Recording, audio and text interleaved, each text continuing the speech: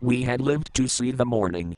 Slipping in through the gaps between nailed boards, strips of morning light were cast across the wall and furniture. It had a small part of me hoping that we would have found a living community when we opened the front door.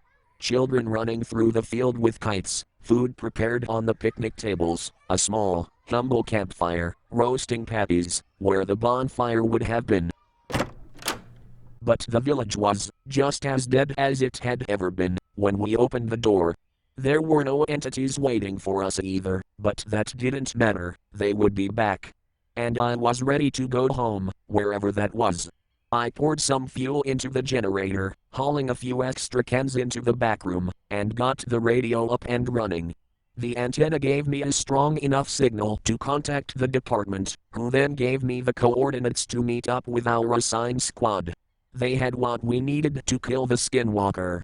So later that day, probably about an hour before noon, I checked the ammo count in my service weapon and stuffed a few extra boxes of rounds into my backpack before heading to the back porch. Marco was sitting on the steps with the shotgun laid across his lap. He kept his eyes on the stretch of bark in front of him. Next to the porch railing, Roland sat nearby, gazing at Marco with a steady scrutiny. Anything? Marco shook his head. I have to leave to meet with the A team. I'll be back in an hour or two. I didn't necessarily want to go alone, but I also didn't want Marco watching my back. My body would be found in the valley with a slug in its back and thrown onto a bonfire by things not of this world. Plus, the meeting point was only a couple miles from the commune. Alone, I was quicker and could make it back well before sundown. Marco ran his finger along the pump of the shotgun, almost like it was a guitar string. I wanna go home, man. The need was palpable, I know. The job is almost over. He stood up with a jolt of frustration. Oh, fuck the job. I mean, what the hell are we doing here? He stood in the middle of the backyard, waving his shotgun in the air, screaming at the forest behind him and at me. This shit is just fucking stupid. I threw my hands up. What do you want, Marco? Really? I want my life back. It's Saturday. I should be at the record store or hanging with Henry and Peter. He seemed to load the anger into his stare before aiming it directly at me. Or Sarah. Roland crawled further away from us down the porch, mumbling under his breath about persecution. There were wolves among us, so by the grace of God, by your guiding grace, we hunted them. Cut them out of the garden like weeds. No one forced you into this. You chose this line of work. Marco chuckled to himself, short and bitter. Shaking his head, he said, I got nothing left in this world. I'd like to be with my family. With the time we have left. What do you mean? Marco shrugged his shoulders and stretched out a smile. It's over. This little war of ours. Pretty soon, I'll be going to school with rubber-masked freaks and bad actors. It's our job to make sure that doesn't happen. Marco chuckled harder this time, almost doubling over. The department can't stop this. Probably more than 100 agents around the world, the dozens of hours I've spent in your fucking car, the gadgets we set up, all the photos we took. And we still don't know what the fuck we're dealing with. You don't even know what you're looking at half the time. You need to take a breath. And the world, they'll have no clue. Shit, they at least deserve to know. I whipped my service weapon out and had it pointed at that talking orifice, my finger on the trigger. It shut him up and had Roland scurrying into the house for cover. I'll always give Marco this, he was bold. He locked eyes with me and that barrel and didn't blink, letting the shotgun wing by his side. You can't say things like that, Marco. Don't ever say something like that again.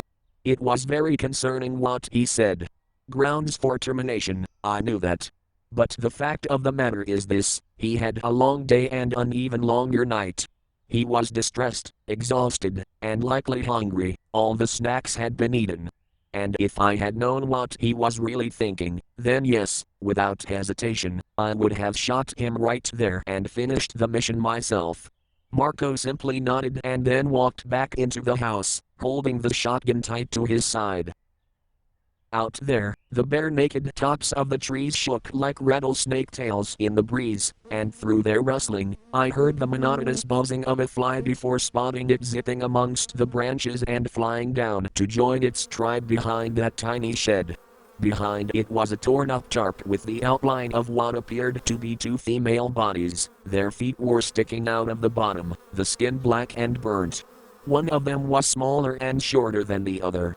Huddled together, I could see the outline of the mother's corpse, as she held her daughter to protect her from whatever madness they must have faced. And in the upper floor of the cabin, where the female adolescent's room overlooked the backyard, I could hear the mad pastor weeping.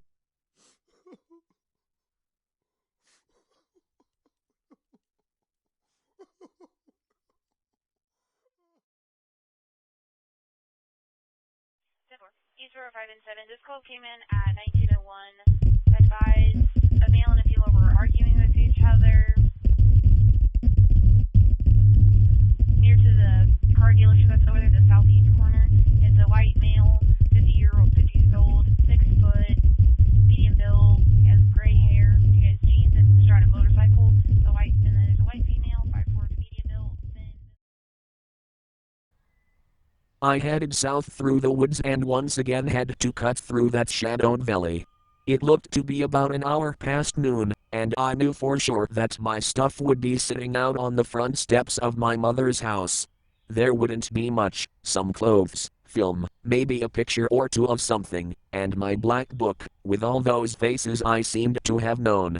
Sarah Benjamin was in there, 10th page, top right corner, and I knew her, and the things I knew about her were supposed to be easily summarized on the back of one of those baseball cards, or in the 4.2 by 3.5 frame of a Polaroid. Because in this line of work, the details of Sarah Benjamin and everything else I captured with my camera were bits of information meant to be traded and compared in reports, also that the individuals in the know can feel secure and safe.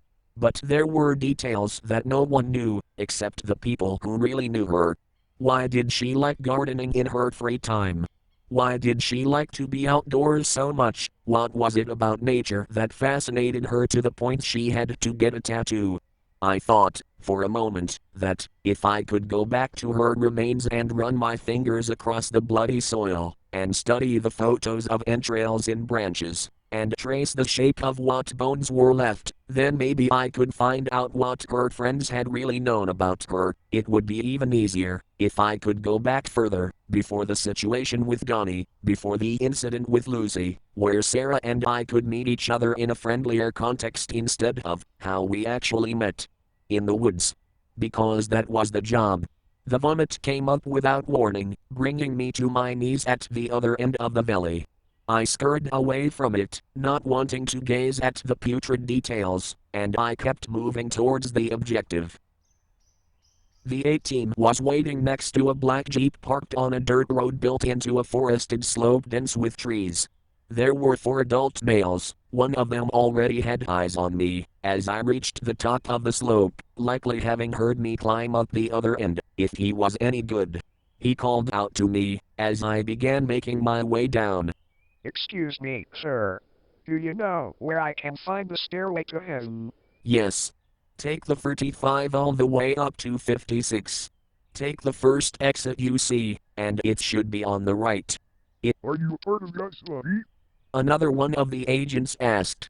He was tall at 6'2" with gray flat hair and a glass eye. I stopped. They all watched, waiting for a response. If my mother says I am. The agent squinted his one good eye before the other one nodded for me to come down. Agent number? Glass Eye asked, taking a step back. 2579. Where is it? Man of action. I like that. An agent with a goatee and shades nodded to Glass Eye, who popped open the trunk. The 2 other agents stood against the hood of the car, silently sharing a cigarette as they supervised. You're probably the youngest cat I've seen thrown in the field yet. Glass Eye snickered. Couldn't keep to the looks? Something like that. So tell me then, how bad did you fuck up to get stuck with a shit detail? Sunglasses asked, as he pulled out a big black bag and case. Long story. Well, it must have been bad. We thought it would have been us to do the deed. Been watching this thing for about a month, watching it stalk around, feeding on animals, along with the occasional poor hunter. It's been growing, becoming more erratic. Has to be put down. Glass Eye regarded me with a smile and a hand resting on his service weapon, holstered at the hip. That's why you'll need this. Sunglasses opened the black case to reveal an array of weapon parts, each nestled in a perfectly shaped bed of foam. Unzipping the duffel bag, he revealed a small stockpile of grenades, C4, and other small explosive devices. The weapon pieces were a new experimental piece of weaponry, built in a lab at an undisclosed location. An actual practical result of collected field data and research, one that always had to be tested. I only tested one once before on my 4th week on the job. It was a small handgun with a microchip engineered into the side. It almost blew my hand clean off, but I suppose that's better than getting ripped apart. Sunglasses closed the case and was about to hand it over, when Glass Eye stepped forward with a question. Hold on. He said, holding a finger out. Who sent you here, again? It was an odd question. I glanced at Sunglasses, who shot a questioning glance at his partner. I don't follow. Who sent you here? The department. What department? I scoffed. VERD.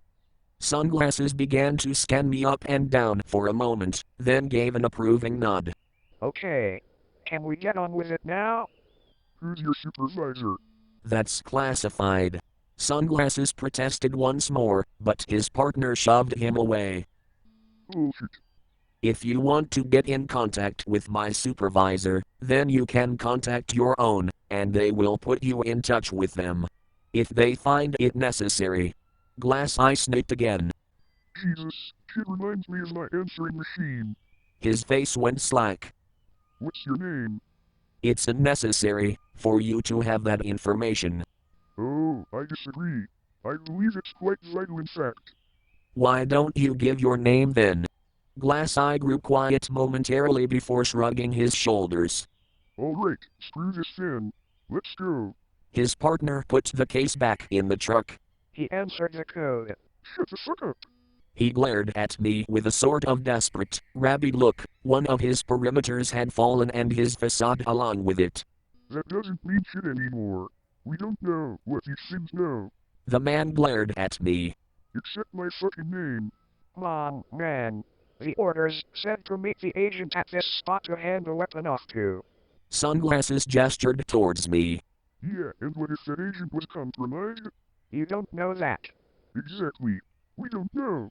So until we do, we take caution as our best bet. Let's go. I stepped in front of him, as he moved to shut the trunk. I could tell he was experienced. Almost instinctively, he shoved me back and pointed his weapon at me. His partner had also pulled out his weapon and held it at his side. The two other agents were looking at us now with their hands on their hips, their smoking cigarettes sat burning in the cold gravel. I need that case. Why? So you can blow us away with it later. Gary said, cocking his weapon. I was assigned by my supervisor to observe and terminate the skinwalker entity roaming these woods, and I can't complete my assignment without that weapon. My partner and I are ill-equipped to handle it otherwise. Where is your partner? Gary asked, glancing over his shoulder at the slope. Why aren't they here? I left him behind at our stakeout spot. And trample through the woods by yourself this close to dusk. I don't know anyone stupid enough to do that. It was faster this way. Efficiency at the cost of security. No agent makes that mistake. They were all looking at me now, their gaze burning into me, stripping back every layer they could to get to the truth. I wonder sometimes what they would have found, but in the moment, I just wanted to get out of those woods. I need that weapon, I said, looking Gary dead in the eye. You were assigned to meet me here to give it to me. I know what my protocol is. Then you should also know that the consequence for going against said protocol is termination. Gary glanced around at the others. I don't want to be here any more than you do. I'm here to do a job, which I won't be able to do without that case, and I'm not staying here to face that thing without it. My partner and I will walk straight out of these woods, and when my supervisor asks why the mission wasn't completed, what do you think is going to happen when I tell him it was because Gary couldn't keep himself together? Gary's face went blank. No one spoke. A silence fell over us, as the trees hissed above in the wind like we were all trapped in a hole surrounded by snakes. Gary's expression twitched, and he began to lower his gun when the small, sharp crack of a twig made all of us turn. It was a deer, standing by the edge of the road. We all stood there, frozen in the dreadful realization of what was standing in front of us. My ears popped, as Gary fired at it.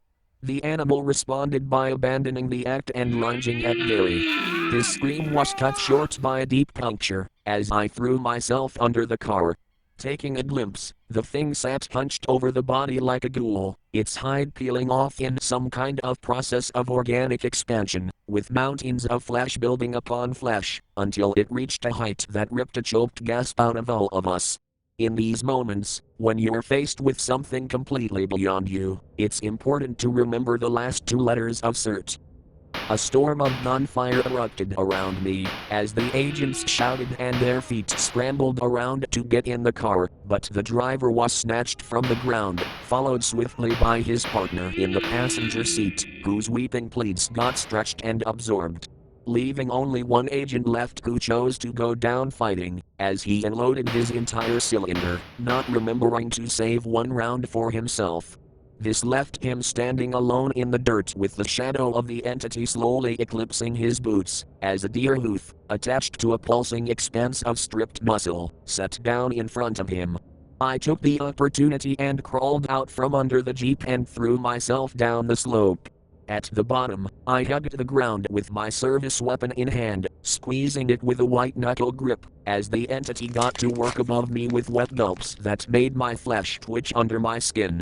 I was too exposed, and my rapid breathing threatened to give me away. Across from the slope was a tree line with thicker trunks. Seeing antlers duck out of my line of sight above me, I began my sprint for cover, when a large shadow flew over, and the black jeep crashed down in front of me. Over my shoulder, the head of a deer, dripping with gore, missing half its face, and infested with bulging human pupils, looked towards the sky and howled. I crawled into the overturned vehicle through the trunk, lying down across broken glass and streaks of blood. Up ahead, the black case and bag of explosives were laid out near the front seats.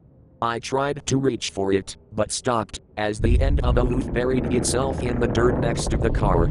I froze like a deer in headlights. Right above the car, it dumped its animalistic breath onto the car, fogging up one of the few windows that were left intact. I didn't know whether or not it knew I was here. It must have, for it waited there a long time, breathing, howling, mimicking Gary's voice. It was long enough for the light to begin shifting, as the sun crawled back toward the horizon, inviting the dark with it, where the skinwalker would have its way with me. An hour had passed. Then it shifted. The sound of its weight moving made me flinch, as I expected that it would simply rip the car apart in an effort to get to me. But then I heard the colossal creaking and snapping of tree trunks, as it crawled away, letting out one more sharp cry into the sky, which grew darker by the minute.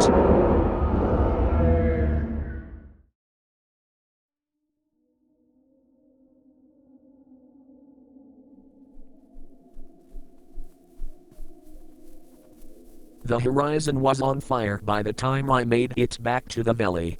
I was moving at a sprint pace with the weight of the strap-assembled weapon pulling at my neck, along with the bag of explosives. But by the time I nearly traversed through the valley, I wished I had just stayed in the car. It probably would have been the safer option, as stumbling through the woods in the dark isn't an advisable strategy, especially when you have visitors on your tail. I was about to cross over into the world of the dead, when a voice called out from the distance. Out of the shadows of the opposing tree line, the figure of an adult male walked out, waving his hands wildly at me. Then, Twirling from the shadows after him, 3 more figures appeared, shouting out my name with zealous excitement, only for them to stop suddenly, straighten themselves, and break out into a full sprint with the last light casting their flailing shadows across the field. I gave an exhausted sigh laced with fear before bolting into the dead wood. Night had come. In the dark, nothing can be discerned, every branch cut my face, every log or root served to trip me up, but I kept a steady pace, burning my lungs, as I heard more footsteps behind me with the snap of a branch to my right, and the more rapid crunching of twigs and leaves behind me. I spun around and fired off a couple shots, and then kept running. Then, to my right, I heard the rapid thump of footsteps against soil, a shambling figure moving quickly like a predator, jumping from one tree to the next. I fired off another shot in its direction and ran faster, but I had to be careful, for I only had a few rounds left, and I wouldn't have time to fetch the one in my back pocket. So the last round in the cylinder would have to be saved for me, for I couldn't let them have me, couldn't let them have my face. I tripped and fell, the dirt floor, dry and rough. And like wolves preying on fallen game, they closed in immediately. I heard their footsteps running up on me and got up in time to fire a shot at a dark figure crawling out from behind a tree, sending it skittering off through the thicket. I don't know why, but I wanted to yell, at the top of my lungs. I let all the fear, confusion, and utter fear, that flooded my mind and breathed it out, as fire. I only wished it had actually brought me some light. Because through the dark, their laughter echoed. I smelt the hint of smoke in the air, before I saw the faint light in the window of the log cabin. And with the sound of them trailing close behind, I sprinted like a madman towards the cabin, but the door wouldn't budge, when I rammed against it. Marco, open up. Out of breath, I slapped my fist against the door, checking over my shoulder. No fucking way. Marco shouted through the door. What took you so long, Z? You were supposed to be here hours ago. It was the target. It found us. Now open the door. No response, only the muffled echo of whispered arguing. When I heard the creak of a wooden plank, I spun around to see an adult female hovering on the steps. I didn't want to stick around for the whole code process, so I ran to the right side of the porch, tossed the black case through the barricaded window, and jumped in right after. Rolling over, I got up with my service weapon, as Marco burst through the door. Roland, peeking in a second after, found both of us in the middle of a standoff. My aim wavered a little due to shortness of breath. The code. Ask the code. Marco. He held the shotgun steady on me, then swung the barrel to the right of me, where a female entity was silently reaching for my head through the window. A single slug sent its head flying back and falling limp onto the porch. Marco glanced at me and sighed. I don't know which way is fucking up with these things. We gotta get the gas cans, they're in the back, I said, placing the bag of explosives in the living room. Why? Because they're coming. We can't stay here. They were already outside the house. We could hear them outside, on the porch, and then on the roof. Get ready. Marco carried the gas cans into the living room and began dumping them out onto the floor. The bitter odor of gas filled the room, becoming potent with each can poured. After digging around in the kitchen, Roland stood by the door to the side room, watching quietly and with a blank expression. I realized then how truly done he was. When Marco finished pouring, I grabbed the black case and a flare from the duffel bag. Is that it? Marco nodded towards the case. Will it kill it?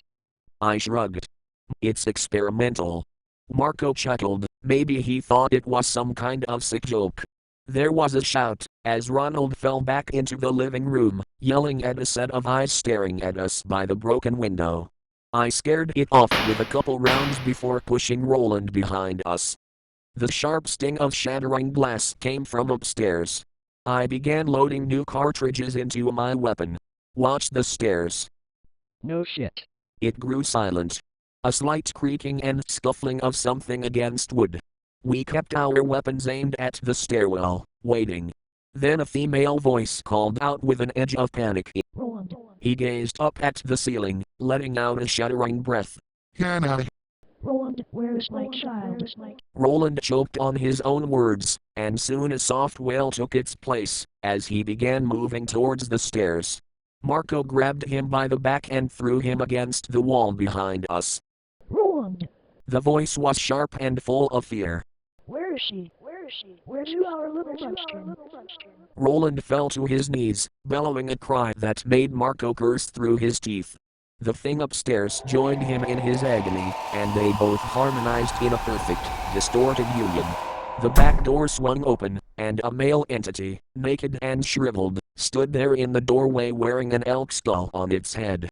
The headpiece had become a part of it, pinkish skin melded with the white bone marrow.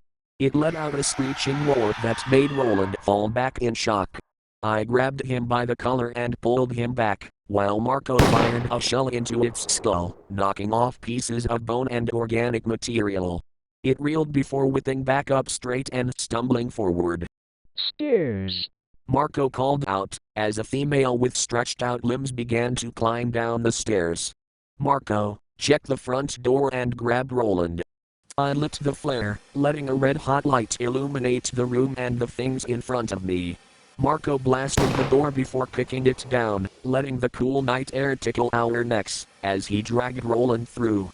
I tossed the flare onto the floor, firing off a few rounds and grabbing the black case as the living room ignited.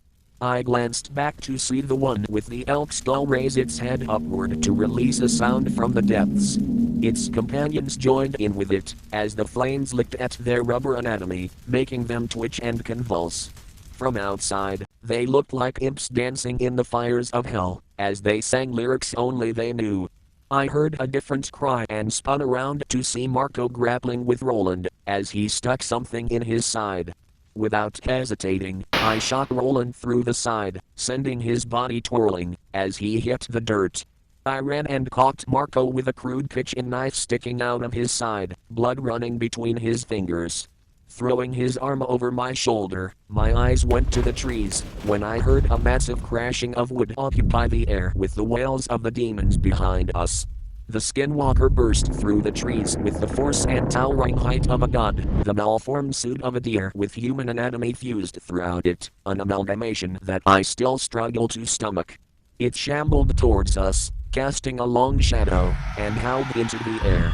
I didn't even think to assemble the weapon, as I gawked at it. I had a final image of JJ running across my mind before Marco let out a strange scream. Then all went silent, as a great ball of fire burst from the house.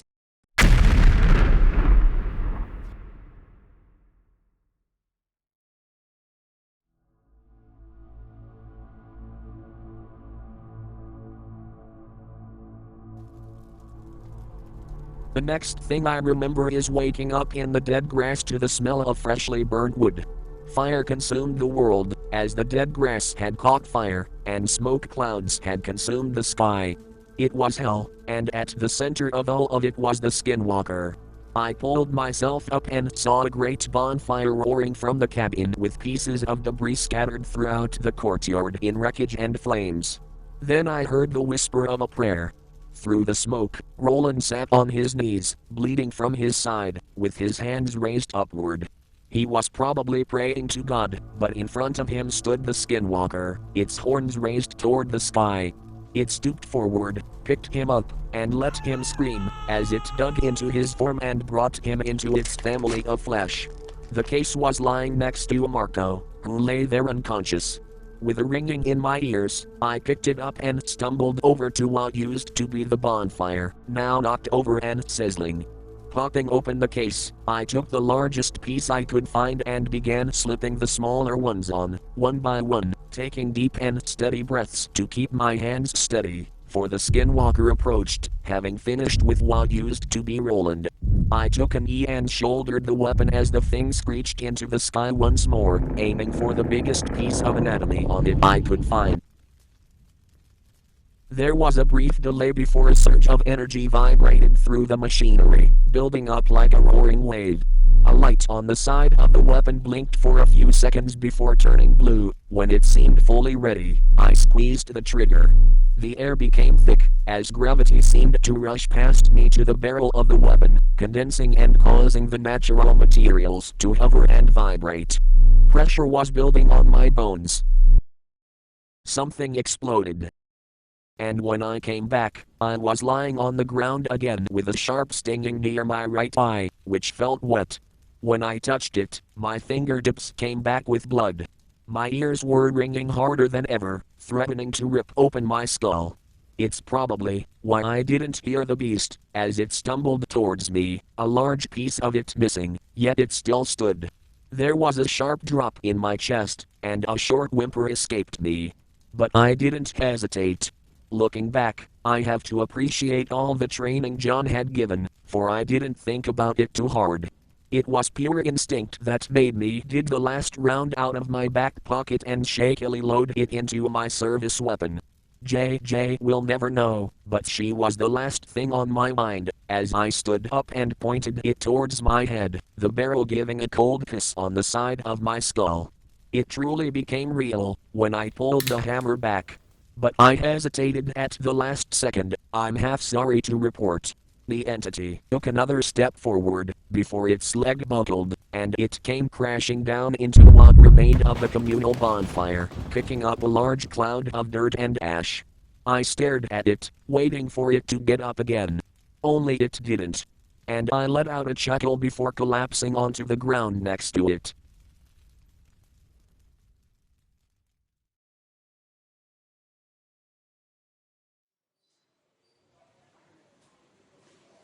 I had my eye stitched up at a hospital in Marewood. I called John once they were done to report the completion of the mission. With the whole thing seeming to be some kind of suicide mission, part of me expected to hear a hint of surprise in his voice. Understood. Wait to receive further instructions. Was all he had to say. I checked on Marco afterward. The surgery had gone well, he was resting.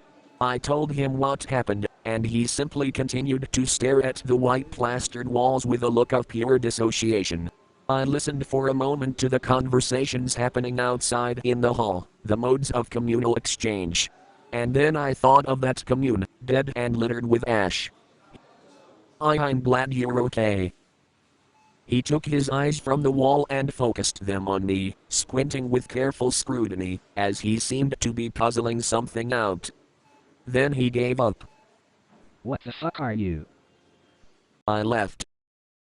When I got home that night, a box of my belongings was sitting on the front doorstep with a note attached. I tried the door handle, but it was locked.